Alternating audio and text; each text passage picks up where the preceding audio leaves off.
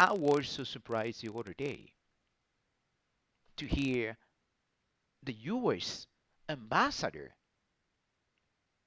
declared that he had been in constant communication with gangs. Why? Because he want to make sure that their personnel are safe, their personnel are protected. That's okay, but that's weird. The U.S. ambassador saying that he had been in constant communication with gang. How could it be?